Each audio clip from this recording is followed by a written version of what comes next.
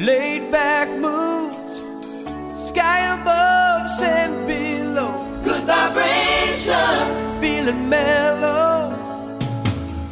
Won't give it up, don't want to. This is crazy. So crazy. Don't wake me up, don't wake me up if I'm dreaming. California dream. Just let me lay here in the sun until my dream is done.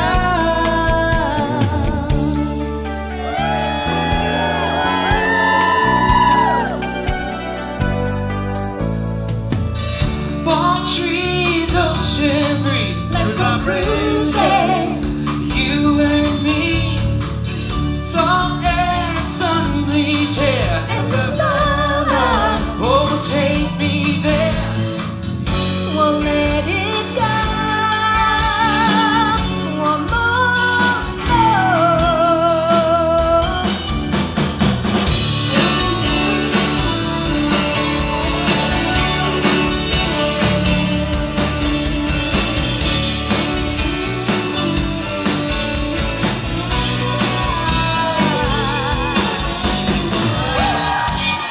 Come on, you remember the next big thing? He's so, Funky. Right. he's so, Yeah. he's so funky. Well, looky here. All you dudes and dudettes got something dope that you haven't seen yet. With the freshest rhymes, I'm gonna move ya. With the body and mind, I'm gonna groove ya. Everyone will know me from here to be king. Oh yeah, oh yeah, I'm the next big bang. He's back. He's the king. He's so funky. Oh yeah. He's the next big I'm the next big thing. girl. He is fine. The next big thing. Yeah, yeah, yeah. Well, I can try to push, I can try to shove. There's a great big wall in the way of love. It's time to face the facts and cut your pain. Get those tracks back onto your train. Love is not like this. Love is not like no, no, no. Love is not like this on the radio. Say that there's a first time for everything. Looks like my time has come. Like thunder and lightning in my heart, I realize that you're the one. Welcome to the low road. Go home while you know the way. You're headed down the low road. Get out, baby, get away. Welcome to the low road. Hey, yeah, yeah, yeah, yeah. Oh. I'm back. Hey, Go and see and have some fun. I'm back. Call my name, I know. I'm back. If you wanna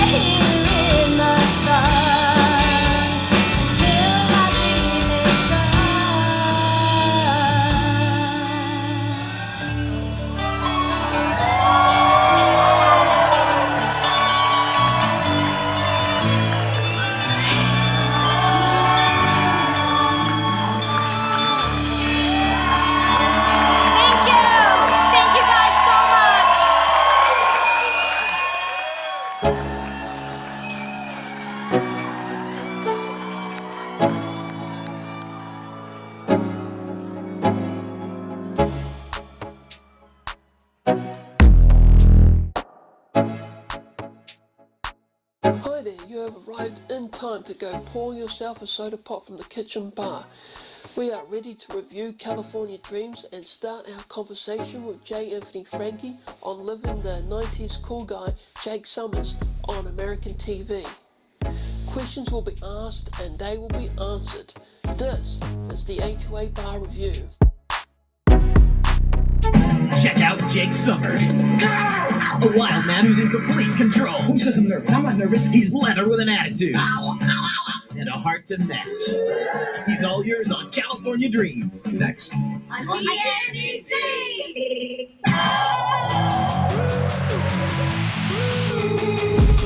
I've been dreaming on in my head like I've seen it. A life worth living is a life with meaning. I'll do what I love till my heart stops beating.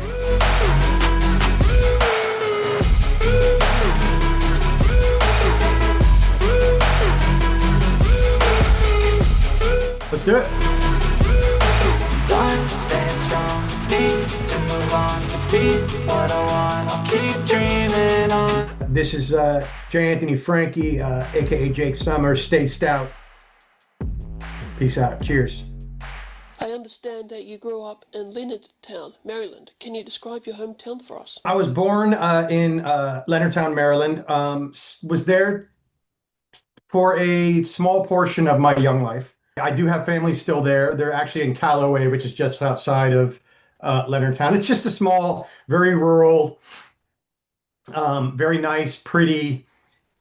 It's just very nice and very quiet. And we have a lot of crab. We eat crab a lot there. So that's kind of a Maryland thing. I don't know if you know that or not, but crabs is Maryland. Maryland is crabs. So can you share a childhood memory that shaped your passion for the performing arts? wow. Growing up, I had pretty much joined different school plays.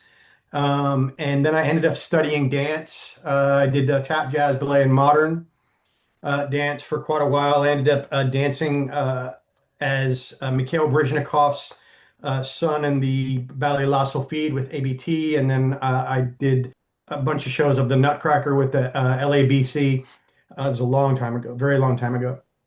And so I just think that it was just kind of a natural thing for me to do, performing. So I did it. Yeah. So it just was kind of like, all right, so I do this and I do these things. I'm able to adapt and sometimes sing and sometimes dance, and sometimes it's this and that. And it just seemed like the only way to really go. So were your family into ballet and performing arts as well? Did they get you into it? No, I would say that my mother was only too happy to get me into it, and she loved the arts herself. You know, I don't come from a showbiz family. My little sister, after I got on California Dreams, my little sister got an agent with one of my agents as well, and ended up doing some stints on Full House and Ellen and some other stuff, which I'm very proud of her for doing. She did some good stuff. So. But other than that, no, I don't come from a background where where it was easy for me to jump in and, here I am because I'm related to this person. But I'm not knocking anybody that is. It's great if you can if you can go that way. It's great. There was a ballet storyline in there. Yes, it would have been great to see you do some ballet in that episode. I actually interviewed the writers, and that came up. And they were like, we know. So we just thought it'd be funny to make you suck. So, they had Jake not be a ballet dancer at all, which kind of fit for the character and the role. So, can you tell us about you when you were a teenager? Yeah, me as a teenager, man. Yeah, no, I was as rebellious as they come. I was, I wouldn't say out of control or anything, but if you told me no, I couldn't do something, then my immediate response, I'm still kind of wired that way. My immediate response is to be like, watch me. It's not always a good thing. Sometimes it's good. But yeah, no, I was a pretty rebellious teenager.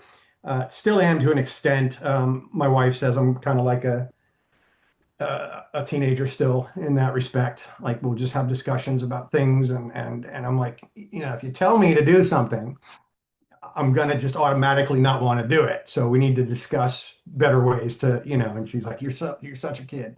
But anyway, I'm like, well, at least I'm a kid who knows that this is how I'm wired. So Leaving home at a very young age must have been a daunting task. What gave you the courage to go for that Californian dream? I had been doing stints away from home for quite a few years, but I think I was completely out by 15 or 16. I think it was 15. And then I was a DJ at a nightclub slash karaoke bar, which was the first karaoke bar in Los Angeles that's karaoke actually, which is an empty orchestra in Japanese. But anyway, it was the first, I think it was the first karaoke bar that featured English music in Los Angeles. So I was the DJ, sometimes MC. We had other MCs, great people, that Danielle Barbosa being one of them. If you say, hi, Danielle. From doing that, somebody, my manager, the guy who became my manager, Paul Eskel, and the person who became my agent, Sue Wall, saw me singing at this karaoke bar that I was also the DJ at. And they just kind of said, hey, we're interested in talking to you about being an actor, and because we seem to see something in you. So I said, great. And so then I auditioned for years and years and years for stuff. So, and then I think it was 4 years later, I landed California Dreams. What was on your DJ list when you were DJing in the karaoke bar? What was on the DJ list was whatever people wanted to sing, but I would act, as a DJ, I would mix music in between. So it was a lot of classic rock. Well, I say classic rock now, and people are like, oh, Backstreet Boy. I'm like, no. Classic rock. What I would mix in a lot of like Zeppelin and, a lot of 90s stuff that was happening at the time. Some Enigma, just whatever. It just sounded good in between the songs. So basically the song would end that somebody was singing. I would meld in the next the segue song, and the MC would then talk and do some banter, and then we bring the next person up, and that would I'd lower that, bring up the next song that was going to be sang, and so on and so forth. It happened all night. So Before landing California Dreams, what was the hardest part of that audition grind, and how did you stay motivated during that process? Oh, that was very hard. It was the 90s, early 90s, late 80s, early 90s. We weren't doing self-tapes. Like now people do self-tapes. When you audition, you tape yourself doing it. You get no direction whatsoever except for what is written on the request. And then you tape it, or not tape it, you record it and send it in. But they call it a self-tape. There's no tape. Anyway, but we're way past that. We're in the future. And back then, you had to go in to every audition. So being carless in Los Angeles, which is one of the largest cities in the world, and these auditions being spread out. There's days that I had 4 or 5 auditions in a day, sometimes more. And I would have to go from one end of Los Angeles to another and back sometimes, and then to another end to make all these different auditions and then work at night in order to keep auditioning. So that was the difficult thing. It was basically keeping yourself motivated to get up. Sometimes you just had to go pick up the sides, which is the little bit of piece of script that they give you that they want you to know. So sometimes you're not even going to the audition. You have to go pick up the material, and then take it home, and then maybe pick up some other ones on the way back home, and then read them overnight, and then go back to those same places the next day. And again, carless, so public transportation, a lot of walking, kept you in pretty good shape. So it was a very different time. It was very difficult, but at the same time, I think when you did land something, it just made it that much sweeter, because it really was work back then. I don't know. I've been out of it for quite a while now, so I don't really have something to base it against. But it really was work at that time. Plus working at night to keep yourself afloat financially while doing that. So you were working basically two very long jobs. Melbourne and New Zealand, it's quite quiet and a lot smaller. The traffic's a lot better, so it must have been hard to get around Los Angeles without a car. Los Angeles public transportation is lacking. It's better than it used to be. Back then, it was pretty bad. It was pretty much just buses, no trains, no. I think they have a train now, but I think that train runs just down the center of Los Angeles from the top to the bottom, and runs outside of Los Angeles too, and then on the north and the south. But I think it just runs down the middle, and then you have buses. So yeah, it was very different. Here in Melbourne, yeah, you have the trains, you have the buses and taxi, whatever. But yeah, I wouldn't be taking taxis back then because that would just be too much money. So, but yeah, so it was pretty much all buses. And every now and then I'd get my manager, Paul, great guy, would just say, "Hey, I'm heading that direction. I'll drive you to these 2 auditions." Great, all right. So When you were auditioning for roles, was there a type of character you were wanting to be the most? Like an action hero or a comedian type roles? yeah, I wanted whatever part they would give me, whatever part I did well enough. I think my look at the time was very distinct, and I looked like your average bad boy kind of guy. So that kind of limited me to these bad boy parts. Yeah, no, it's to this day, it's like, hey, I pretty much do whatever. Acting's awesome. It's fun. You escape. You become something else. Acting is empathy. You walk in someone else's shoes constantly. It's an amazing experience. Well, lady, what do you think? Lady's delighted we hired you. Yeah, thanks, lady. Excuse me, sir. We're looking for a small, tasteful arrangement. Something bold. Something with originality. Something with petunias. Knock it out. Can you describe that experience of just being someone else for an hour or so? When you're filming a sitcom or a television show, you're only somebody else for like moments at a time. And you kind of snap in and out of it. And at the same time, you kind of become that character, and that character kind of becomes you, and you kind of are that character. One of the funnest things I did was I did a dinner theater murder mystery kind of thing a long time ago, and I played the main investigating police officer, and in this dinner theater atmosphere, and I had to be this New York cop for a couple hours, and it was great because you do it, and it's dinner theater, so it's live, and people are interjecting and talking, and you have to you have to improv and banter back and forth with them as that person, and then when you finish, you're kind of like, I don't even really remember what happened.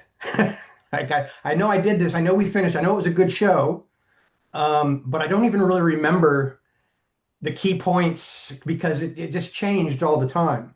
That was a dinner theater thing. That wasn't like I know if you're in Broadway or doing some sort of plays, things can happen, but it's pretty much still a static play that you're doing. Everything's supposed to be a certain way. This was very strange. You had to be this character and improv. It was a good time. It was a good time. I enjoyed it. How did you prepare for the role of Jake Sommers? I don't know. It was like almost like I just kind of turned on. They would say action, and it was just, okay, I'm Jake. I'll be honest with you. It was Saturday morning television, so there wasn't really a lot to prepare for. We weren't. I think there were scenes that were a little heavier than others. Obviously, there were scenes that were a little heavier than others that I would have had to prepare for a little bit. But for the most part, it was just kind of like, oh, switch it. I'm Jake. But then there were scenes where it's like, I find out my uncle's dying of lung cancer. Yeah, it takes a little bit of thought. You got to go off for a little bit, think about it, and just kind of explore those feelings and those emotions in your head for a little bit. And sometimes it's difficult to do that, especially with everything going on around you and other things being filmed. And so sometimes you have to explore them when you're smack dab in the middle of it. Fortunately for us, we rehearsed for 4 days and then filmed on the 5th day.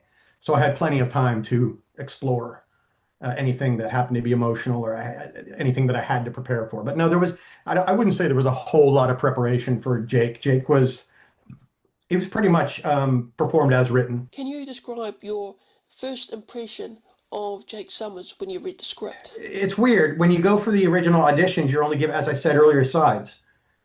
So you're only given bits and pieces of what this character is. At the very beginning, those first auditions before I got the part, I think it was six or seven, somewhere in there. I only did these bits and pieces of Jake.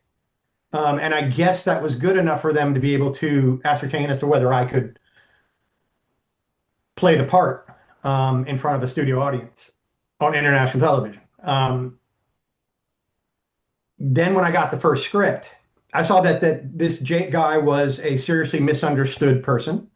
He really did care for people and like people, but he also took no shit from no one. It was almost like, oh, he's the Fonz.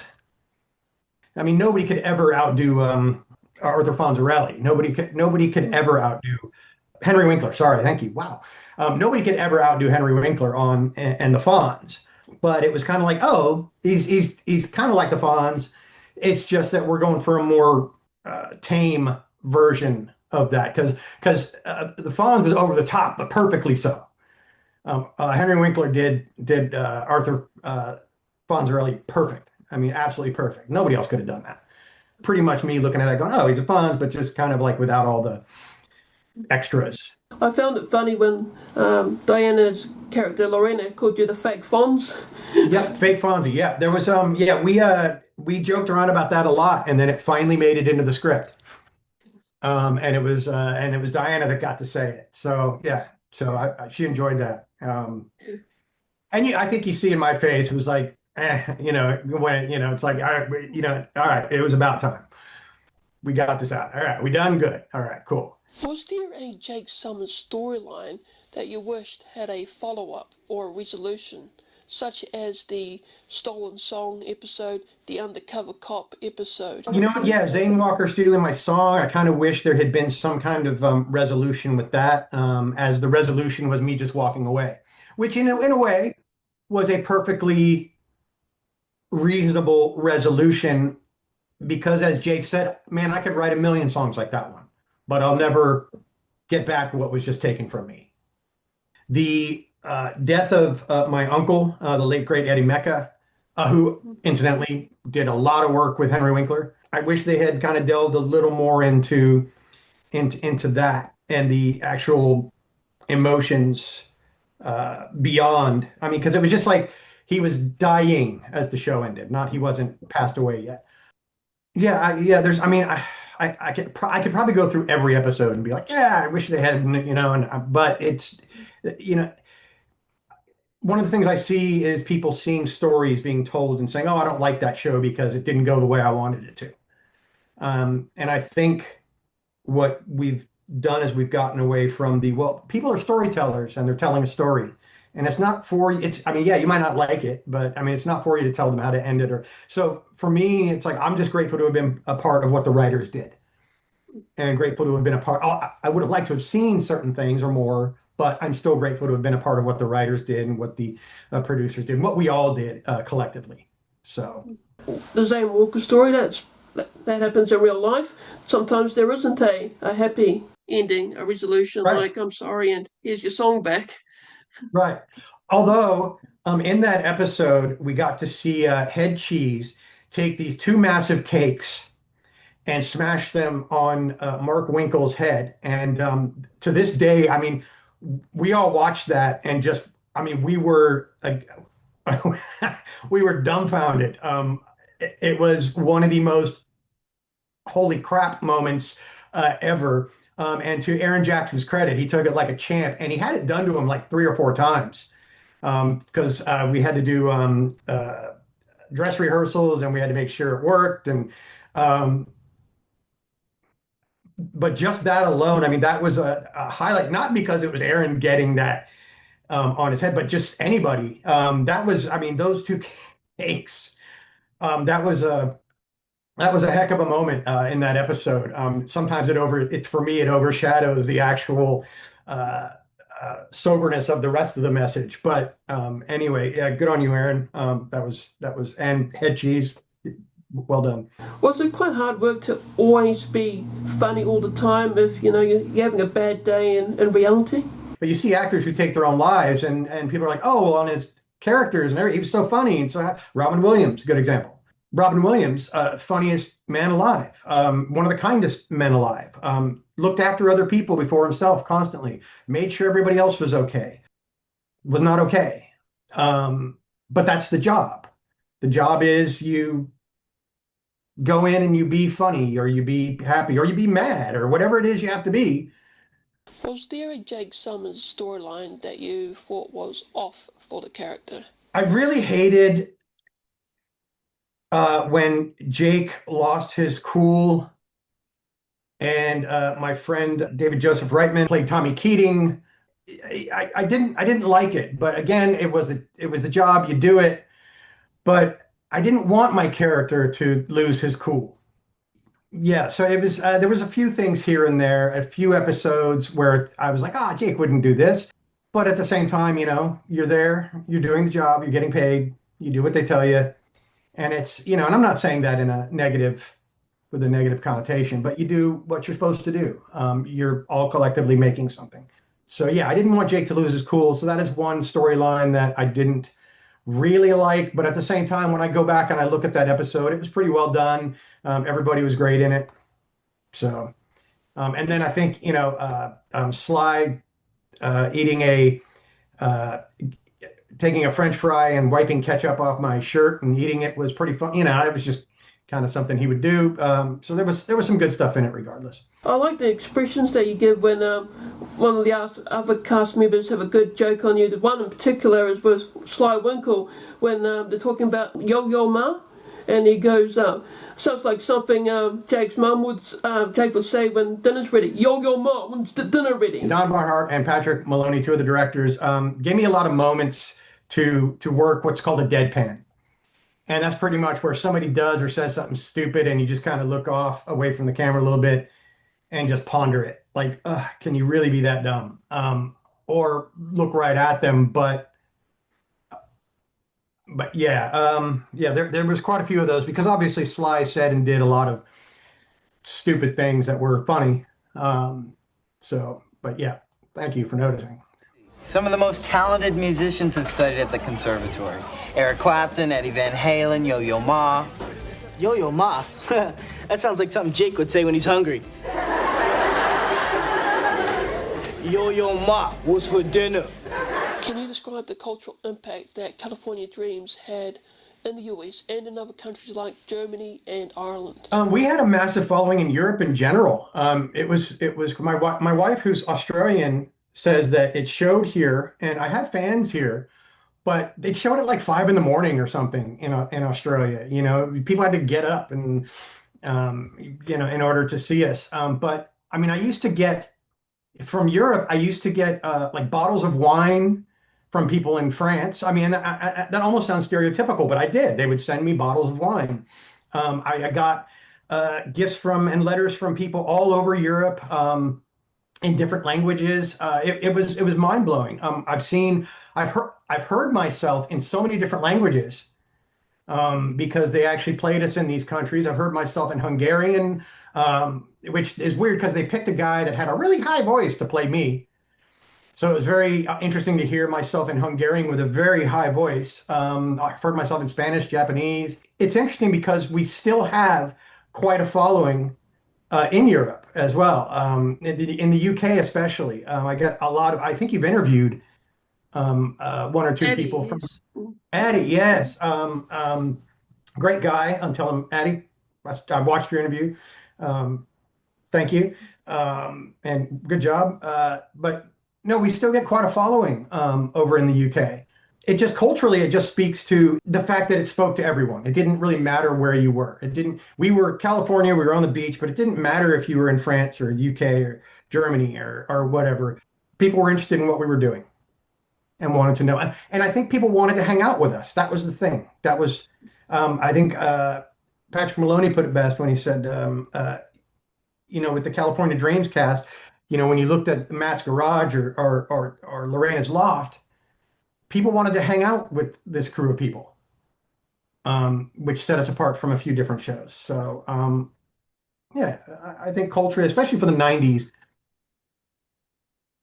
and the fact that it was the early to mid 90s and it still resonates with some people culturally is pretty awesome. The show ended around 29 years ago. Fans still talk about the show. They do TikToks and cover songs. They do their versions of the intro. How do you feel when you see that sort of interpretation of California Dreams? I feel great. I think it's fantastic. I feel great. I always try to acknowledge the person doing it and just say, hey, great job. And sometimes I get a response. So I got one recently, a young lady sang the theme song to the show and put it up on TikTok. And somebody had pointed it out to me and I saw it and I just said, hey, I love this. And then she filmed another thing saying, oh my God, hold on. I think I actually got a response from Anthony Franke. And then she saw that I did, and she just kind of like looked like she almost passed out for a second. And I was like, that's, 29 years later, that's good. That feels good. But it's a good thing. It's never a bad thing. And we were also a very wholesome show. So the wholesomeness, along with, the fact that we still have this effect on some people, is great. I love it. From your view, how has this show stood the test of time and is remembered with great fondness? I think that we just spoke to the problems that kids actually faced at that age in their lives. I wish it was as popular as ever. I mean, I thank you for saying that, but I mean, if they could just get us streaming on one of the streaming services, that would be great, because it's just not. I think it has something to do with royalties and the music and all that, but because all of the songs were original songs. And there's musicians and people to be paid. So we think that's why it's having a hard time getting streamed. It has stood the test of time with the fans that we know. We'd love to branch out, stream, and get a whole new group of fans. That would be awesome too. And we do when we've done some of these reunions. We have people coming who bring their children, and we have their children singing our songs as we sing them by heart. They know them by heart. So there is some of that a little bit, but we'd like to see even more at some point. But off camera, what was some of the funniest moments or most memorable moments that you shared with your California Dreams castmates and crewmates? Zane Walker episode, when we're in the hotel room and the lady's cleaning, there's a moment where we're all standing there, and I think William James Jones and I are behind the couch, and we start saying yay or celebrating something, and like William just punches me in the gut and I punch him back. Nobody caught that and told us to do it again, but you could see that we're just messing with each other. And then for us, I mean, that was an off-camera moment, but it was on camera. So we were just doing stuff like that all the time. How did the fame change your everyday life, like grabbing a coffee with friends? People coming up and asking for autographs and photographs, that I've never had an issue with that. It doesn't really happen a lot anymore, and that's life, because I left the business. But there were times where we would go to certain places and it would be hard to just simply be. The show was pretty big at the time, and we had quite a following. So there were times that I had to hightail it, book it, move, get out of something, get out of Dodge quick, because it just seemed like danger was afoot, and not in the sense that like somebody was gonna kick my butt, but more in the sense that like there's a big crowd of people coming and they're coming fast. So yeah, it was crazy. It was weird. It's not a normal thing. Even when you've been through it a few times, it's never one of those things you're like, oh, this is normal. I guess as people that have been doing it for 30 years or whatever, and it's still happening to them and they're doing it, I guess it becomes a normal. It was what it was. It was definitely a different way to live for a while. I'm living a much more normal life now. What were your favorite LA hangout spots for a meal and a beer in the 1990s? You had your local pubs that you'd walk down to or whatever. I used to hang out at a place called the White Horse Inn quite a bit. That was just, I used to just go down there by myself and have a couple beers and then walk back home. And then there were some other places, the Rock, you've heard of them, the Roxbury, Bar One, Night at the Roxbury, the movie. That it wasn't so far off. That place was nuts. We did the nightclub and the bar circuit, and yeah, that was pretty much. And then also my house was kind of a hangout for a lot of people as well. So we partied like rock stars. So you were jamming with Brentley Gore at your place. I think in one podcast episode, you mentioned that. Yeah. Yeah, there was a little bit of guitar playing and singing here and there with Brentley. There was some with other people as well. No, it was good. It was a good time. I don't remember a lot of the '90s. Yeah, like I said, we partied like rock stars. It was pretty crazy. How do '90s fan interactions like mall tours and family tours compare with interacting with fans today on social media like Instagram? Our fans back then were a lot younger than they are now, obviously. That's, goes without saying. They came at us in a certain way. We've had the opportunity to do these reunions recently, and a lot of those same fans have come to some of these reunions. And they're still fans, but it's like we've all matured. Like we're all different. And it was nice. And it was kind of nice to have a matured relationship with fans that I knew from back then. And then I see them now, and it's just like, hey, how are you? And we're actually sitting there having a conversation and talking like mature adults. Whereas before it was kind of like scream and us giving a hug and all right, see you later, and we're off. And the interactions are more mature.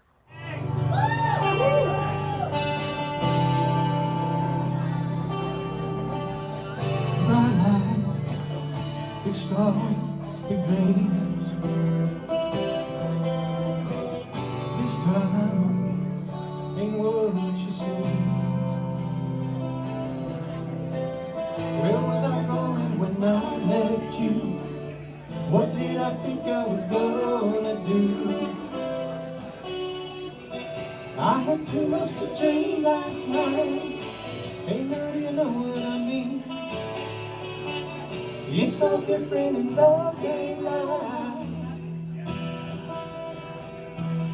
Just had a little too much to drink. Had a little too much to drink. Too high, fast to fall. No one can catch a falling star. Where was I going when I left you? What did I think I was gonna do? I had too much to drink last night. Ain't none of you know what I mean. It's all different in the daylight. Had a little too much to drink. Had a little too much to drink. Had a little too much to drink. Give it up!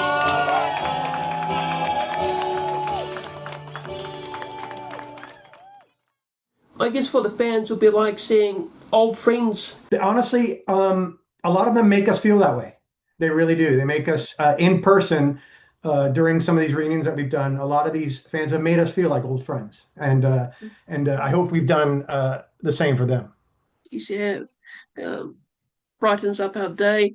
Like when I messaged you the first time about doing this interview, I was having a pretty bad day actually. I was applying for many positions as a lawyer, got a lot of rejections, and then I cheered myself up because I found you on Instagram. I sent you a message about enjoying your show. It brought a lot of good times, and I asked if I could interview you, and you promptly said, yeah, sure, and here we are. So thank you.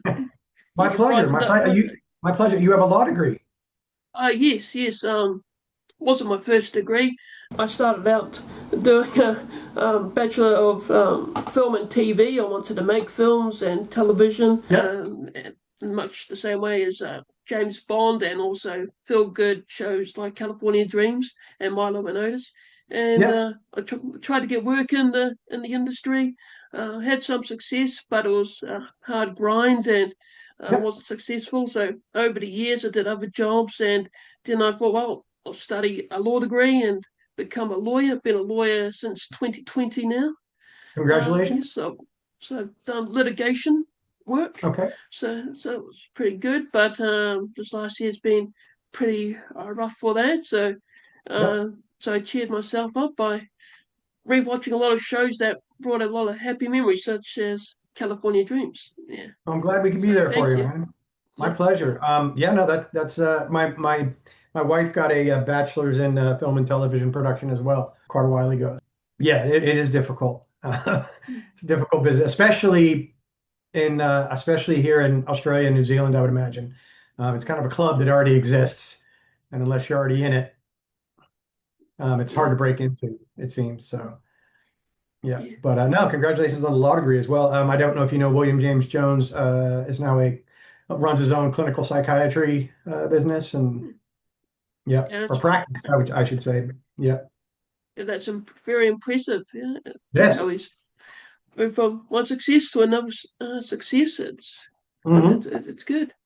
Yeah, it is. It's awesome. Is there a fan letter or experience that stood out to you the most? One of my first fan letter that I ever got, and I decided to sign a picture, personalize a picture, and sign it to this person, and then go deliver it to her at her house.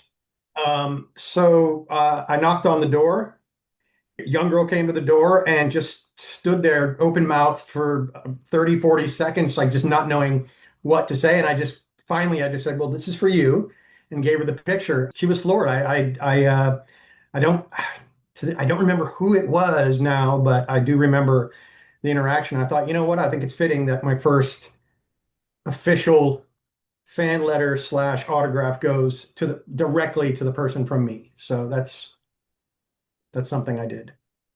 Did you go dressed as Jake Sommers with the leather jacket and the Harley Davidson behind you? No, the jacket was in wardrobe at NBC in Burbank, and the Harley Davidson was with whoever owned it. That was only on the set here and there. I think we rented it per episode that needed it.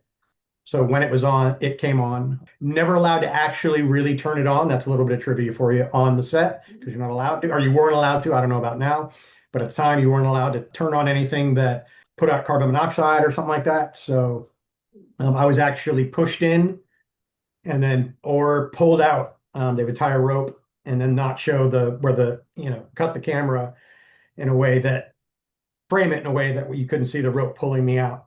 And then have sound effects, of course. So that ruins the magic of television. Television magic, that is correct. I was talking to my friend and Eddie, and Eddie, like me, is out of the US, and when we see California Dreams, we see America and California as this coolest place ever. So what was California in the US like for you at this time? Was it as cool as it looked? First of all, also, hi, Mike Rand. I saw that interview as well. Thanks again. And Mike's a good guy as well. Was it? You know what? I had moved to the greater Los Angeles area young enough to where I just kind of feel like I'm sort of from there. I feel like I'm from two places. I feel like I'm from Maryland, and I feel like I'm from Los Angeles as well. So, living in Australia is Australia. Australia is crazily amazing. It's an amazing place. But going back to Los Angeles and Maryland, both. I get the feels, I love California. I love Los Angeles. It's a great city. It's a great state. And yeah, it is cool. It is. I don't know if there's a cooler place on the planet than Los Angeles. That being said, there's a lot of other cool places too. I think it was Mark Twain said, travel is fatal to prejudice. So if you can travel, get out there and do it. But yeah, anyway. Could you enjoy LA without a car? It's a very car heavy sort of place, isn't it? When I go there now, I have a car or access to cars when I go there now. At the time, I didn't know any better. I was just this poor kid who didn't have a car. Once I got the car, after I got on the TV show, it was like, oh, wow, this is so much easier. I did know that, if I had a friend who gave me a ride somewhere, that was a little easier, and it'd be nice to have a car, but my lot was my lot. That was That was my lot in life at the time. So How did you spend your first paycheck from California Dreams? How did you party? I think I just went and bought like a bunch of groceries. Up until then, I mean, I was living on like a half a bag of ramen, of top ramen a day. You didn't make much money back then doing any night job that allowed you to audition all day long. And yeah, I just bought a lot of groceries. My first few paychecks were just like parties with my friends, not even like alcohol based or anything, just food based. Just like let's go get a bunch of crap, fill up the fridge and barbecue some stuff and have some this and that and yeah, so there was just a bit of celebrating and eating because honestly yeah, before that, I mean, I was not eating a lot of food. What was on your shopping list? I eat a lot less meat now. Yeah, there was a lot of like chicken and steak, and went and bought a Weber for barbecuing, and so there was a lot of that. My drink at the time was Amstel Light or Heineken. I think I bought myself some toys, some video game systems, some guitars. I was taught by an American at university, and he said when he arrived to New Zealand, he was surprised at how cheap chicken was. When you got to Australia, were you surprised at the price difference of all these foods like chicken and steak? I got here 16 years ago, and honestly, yeah, it was a little more expensive, but also it was on par with the States in the sense that the translation of the dollars, it made rational sense. It was like, okay, so this chicken is a little bit more in Australian dollars, but if I compare that Australian dollar to the American dollar, it's roughly the same. Now, the prices of things are just out of control, exorbitant. And it's looking like it's that way in the States as well. It didn't really seem to me that things were more expensive. I automatically looked at the difference in value of the dollar. So, and it was all roughly the same, but now it's crazy. Anyway. What things in the 1990s, like video stores and record stores, that you miss the most today? I don't like that people can get a hold of me whenever they want now. I got this Star Trek gadget. This crap is right out of Star Trek. And it does more than the Star Trek communicator does. Doesn't go as long a distance as far as communication goes. Like I can't go from planet to planet, but anybody can get a hold of me at any time, or at least make it ring at any time unless I turn it off. I miss that. I miss being able to turn off. Back in the 90s, you could turn life off. You could just be like, you know what? I'm at home. I've got some music on. I poured myself a beer. And I'm just going to relax for a little bit. And nobody's going to bother me. You could even just take your phone off. We had landlines back then. You take your phone off the hook.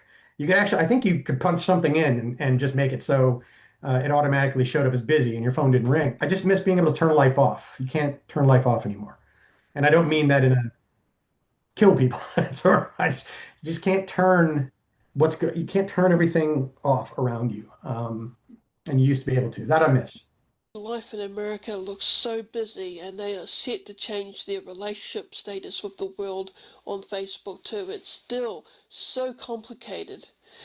You moved to Australia in the 2010s. Is life there in Australia easier?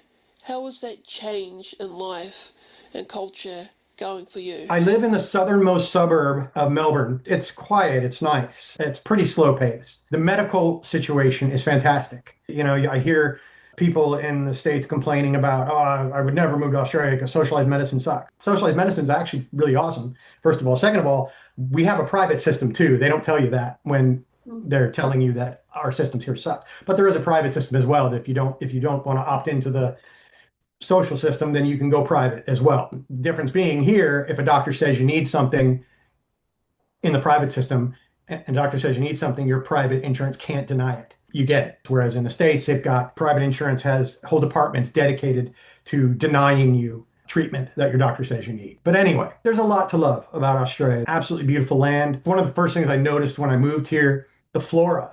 Traveling through some places, you're just like, this place just seems like it's just so untouched in some places and primeval, just this.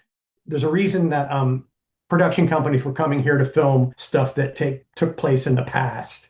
There's one thing I do miss: the food in the States. Food here is fine, but there's stuff in the States that I can't get here, that I just really want and I can't get, and it's annoying. But other than that, I'm very happy in Australia. I highly recommend. Has this time in Australia given you a new perspective, a new philosophy, a new value on life? In the States, it was pretty much just hurry up, go work, work, work, work, work. Most employers here, and I think it's by law as well, which is nice, respect the work-life balance. And workers have rights here, a lot more than other places. So that has just kind of made me step back and take stock of my life and, my health issues and my life, and just say, hey, you know what? Take it easy a bit. Don't be so hard on yourself. Don't expect to get everything done today. Slow down a little. Actually, it's helped mentally. I suffer from some mental health issues, basic depression and things like that. But I think it has helped being here. Also, because of the medical situation here, I'm able to get help easily. This place has really just been like take some time for yourself. And I would recommend that to anybody. I don't know if anybody in the States watching it can do that, because I know the employment situation there is a lot different. Do you enjoy Australian TV and their sense of humour? Yes, but there is no Australian TV anymore. There used to be a show called Kath and Kim, which was hilarious. There used to be a show called Summer Heights High, which was absolutely freaking ridiculously hilarious and poignant. The end of that show, the end of Summer Heights High with Jonah, was truly a poignant moment in Australian television. It was beautiful and sad, but it was a hilarious show. And now it just seems that Australian television just basically just copying whatever reality show America does and making it, I don't know, man. Like, I see my wife watches MAFS, so she'll watch the US MAFS, Married at First Sight, and it's more like it's like an experiment, and they're really trying to find people that work out.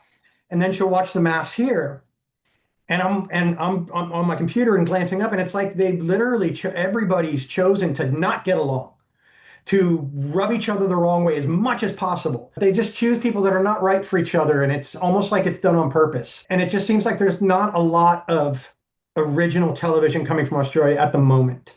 I'd like to see some. I'd like to see more. There's David Wenham. I don't know if you know who David Wenham is, Australian actor. I did see he's got a little mini series that's come out.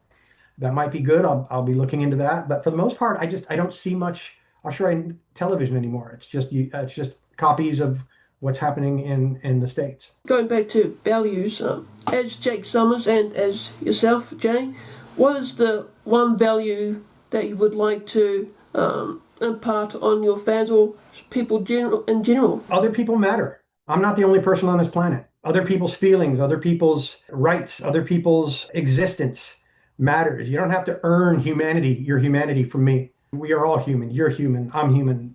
I don't give a crap how different you are from me. You matter. Everybody matters. There's too much those people don't matter going on. I think Jake would be a philanthropist, and I think one of his messages would be, you matter and you are important. Well, Mr. Sommers, what is this to do with your aptitude? I don't see a single flower. Well, I explored my aptitude and I didn't like it. Perhaps you didn't give it a chance. Well, maybe I didn't give myself a chance. You see, what I learned this week is that you can't let anybody or any test dictate what you do. You gotta listen to yourself, no matter what. Everybody got the lyrics I rewrote? Yeah, man, we got it. Let's do it. And that could be a good way to reboot the show, that you matter, and Jay comes back as obviously as an older person, trying to get back into it, recapture the youth. And if I was to reboot the show, I would follow up on Zane Walker stealing Jake's IP, start off with a court case in Australia. He meets up with Dennis Garrison, who's the younger brother of Matt, who's now a lawyer. All right. Get your song back, and that leads you to the US, and you're meeting all the whole cast, and band comes back together. And I think the thing is, I think Jake would be doing it for the principle of the matter, so he'd be suing for $1 and then ownership of the song, and that's it. Yeah. Let's make it happen, Jay. Hey, it could. You never know. Now we conclude the interview with the game This or That. You live in Australia, you are originally from America, so it's Australia versus America, and let's see which place comes out on top. Budweiser or Coopers? Coopers. A&W root beer or Bundaberg ginger beer? A&W all the way. Root beer all the way. Yeah. You're gonna love this one. New York pizza pie or the Aussie meat pie? New York pizza. Come on. New York pizza. All the way. In fact, every time I go to New York, the first thing I do is I get to my hotel, leave the hotel, and go right to a pizza place for a slice. What makes the New York pizza pie so iconic? What do they do to the water that makes the pizza great? It's the way they do the dough. The crust has the perfect thickness. The cheese, the way the toppings are put on over the cheese as opposed to under the cheese. Even Los Angeles pizza is pretty good too. It's just different, and it's just so good. If you ever get to New York City, go around and have a couple slices at a couple different places. You'll be shocked. That's the dream. Yep. Key lime pie or lamingtons? Key lime pie. I've never had key lime pie, but it does look great. It looks very, very sweet. It's very good. Don't get me wrong, all these Australian things I like, but again, these are things that you're mentioning, things I can't really get here that I like a lot. Nirvana or AC/DC? AC/DC all the way. Malibu Beach or Bondi Beach? Oh, that's going to be a hard one. I'm going to go Malibu. There is a but. I have never actually been to Bondi Beach. What I know of Bondi Beach, I've only seen on the television shows, so I'm going to go Malibu, but that answer could change, and if it does, I'll let you know.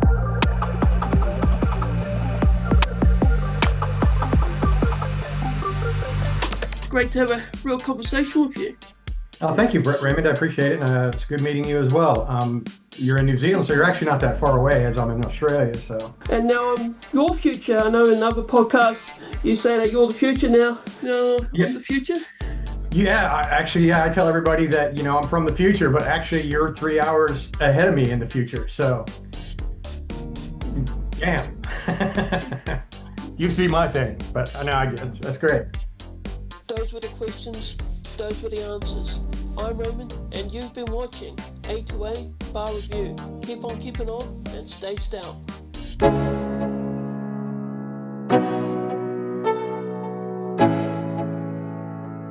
Let's go. Yeah.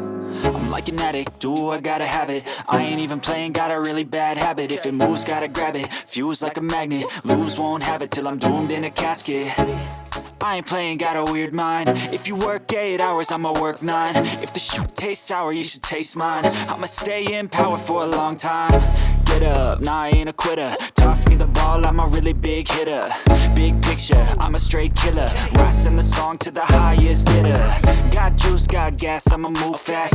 New shoes, new tracks, like who's that? I'm new, come back, better than last. Yeah, it's a new me, never gonna look back. I'm never gonna look back. Cause damn, I was built to last. You move slow and I move fast, and that's facts. Only I can make a change. Slowly take a step today. I will never be the same. Cause that's what it takes.